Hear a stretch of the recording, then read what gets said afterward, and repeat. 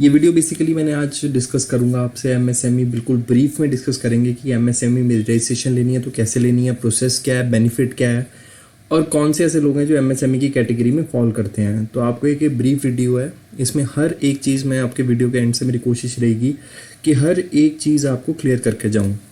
तो पहला है कि एमएसएमई में आपने देखा होगा लोग अभी ही एमएसएमई में रजिस्ट्रेशन के लिए भाग रहे हैं, क्योंकि जैसे ही हमारे फाइनेंस मिनिस्टर ने अनाउंस किया कि एमएसएमई में जो रजिस्टर्ड हैं उनको एक लोन दिया जाएगा विदाउट गारंटी, विदाउट सिक्योरिटी। जो इकोनॉमिक पैकेज है हमारा 20 लाख करोड़ का, उसमें से 3 लाख करोड़ के जो लोन दिए जाएंगे वो एमएसएमई को दिए जाएंगे विदाउट गारंटी।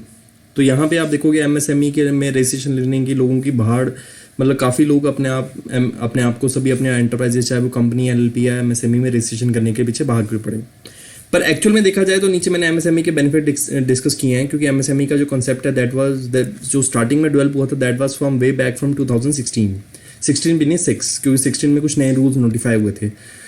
तो बेसिकली बेनिफिट अगर डिस्कस करें एमएसएमई के, पहला तो है कि गवर्नमेंट टेंडर्स लेने में आपको हेल्प करता है, कि जो टेंडर्स गवर्नमेंट के निकलते हैं वो लेने में आपको हेल्प करता है। एमएसएमई में आप रजिस्टर हो तो जनरली आपको प्रायोरिटी मिलती है, सब्सिडी लोन मिलता है, प्लस आप कोई मशीनरी इंपोर्ट कर रहे हैं उसमें अलग से सब्सिडी मिलती है। Licence, approval, registration irrespective of field of business आपको लेने में हेल्प करता है। आईएसओ सर्टिफिकेट के एक्सपेंडिचर की कंपनसेशन अलग से देता है।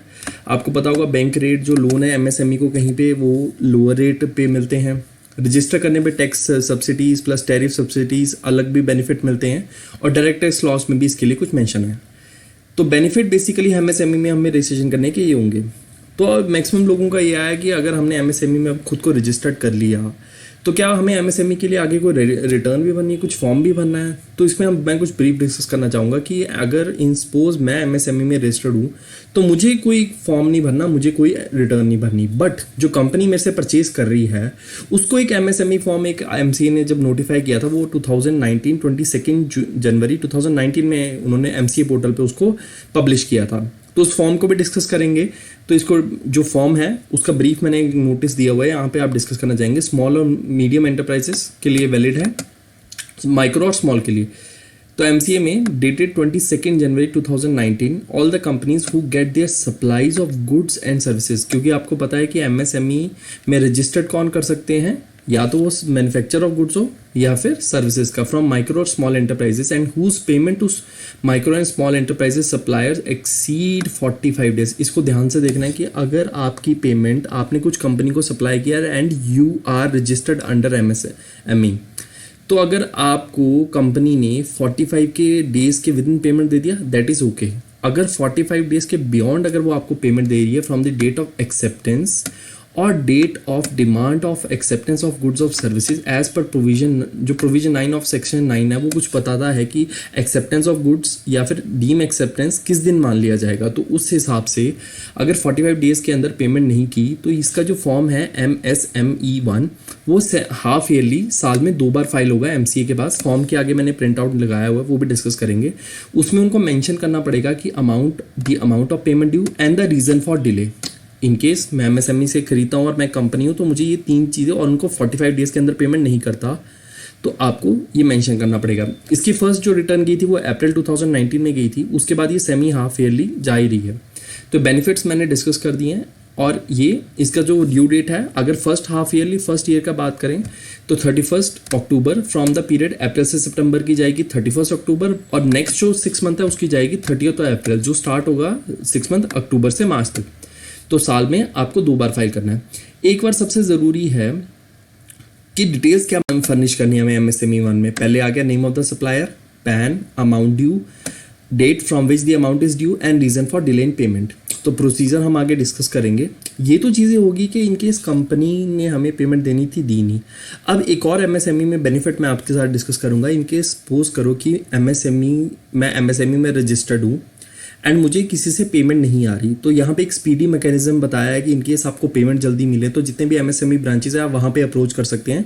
तो विद इन 45 डेज वो ट्राई करेंगे आपकी पेमेंट, मैंडेटरी ट्राई भी नहीं, मैंडेटरी करेंगे कि पेमेंट आपको सेकंड पार्टी को कॉल किया जाएगा, रीज़न देखा जाएगा डिले पेमेंट का, और आपको विद इंटरेस्ट वो रिकवरी कराया जाएगा।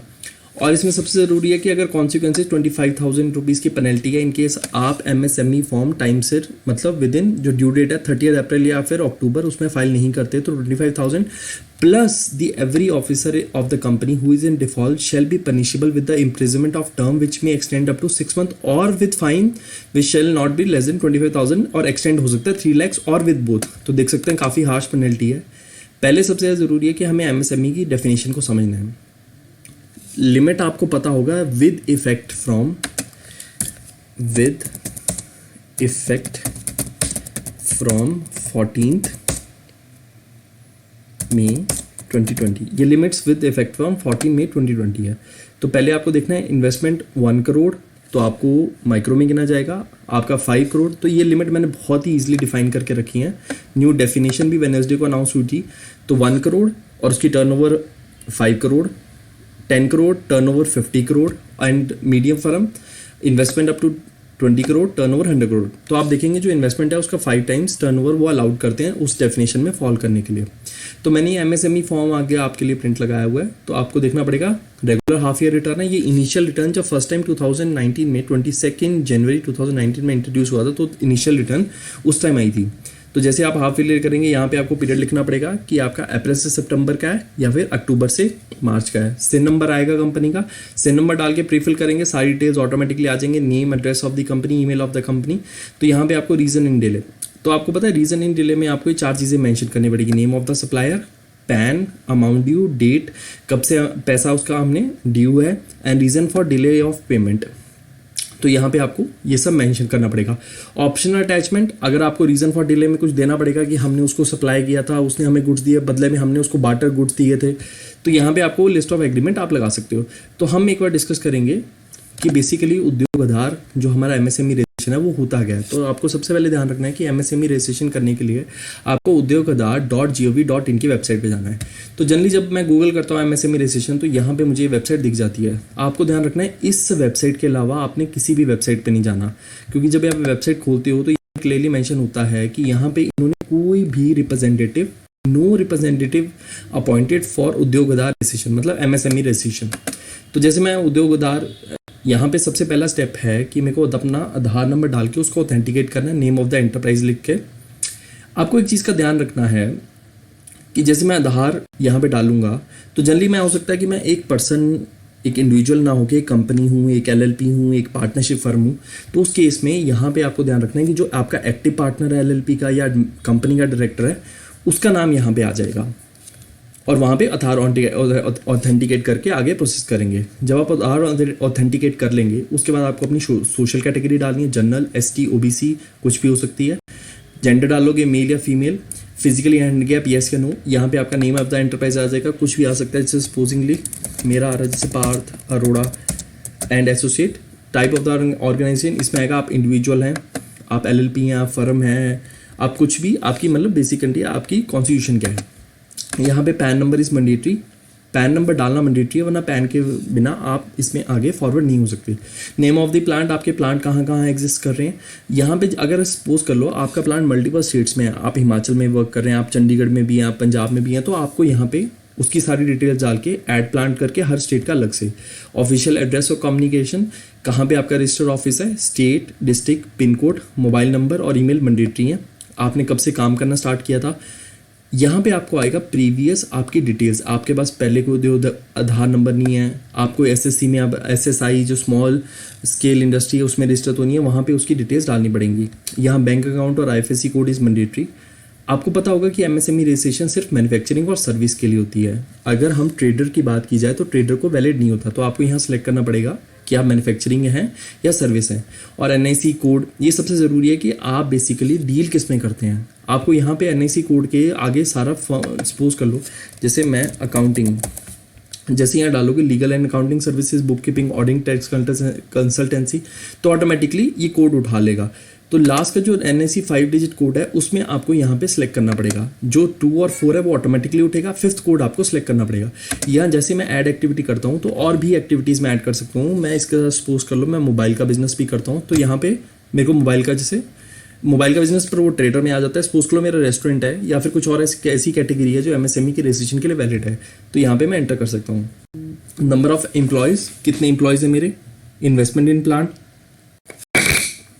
मेरा इन्वेस्टमेंट कितना प्लांट में, और ये सबसे ज़रूरी है कि पहले आपको पता होना चाहिए कि आपका डीआईसी ऑफिस कौन सा है। डीआईसी होता है डिस्ट्रिक्ट इंडस्ट्री सेंटर। जैसे मेरा हिमाचल है तो हिमाचल में मेरा डीआईसी जो फॉल करता है वो धर्मशाला करता है। तो जैसे मैं सबमिट करूँगा इसके बाद एक और ऑथेंटिकेशन ओटीपी जाएगा सबमिट, और 1 घंटे के अंदर मेरा जो उद्योग आधार नंबर है, मेरी एमएसएमई की रजिस्ट्रेशन है वो वैलिड हो जाएगी।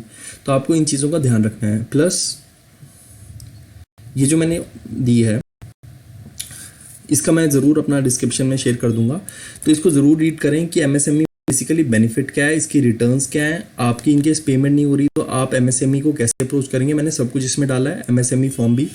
तो थैंक यू एवरीवन, इस वीडियो को ज़रूर ज़्यादा से ज़्यादा शेयर करें ताकि नॉलेज मिल पाए, और एमएसएमई की रजिस्ट्रेशन का प्रोसीजर, एमएसएमई में बेनिफिट क्या है, कंप्लायंस क्या है। Thank you everyone.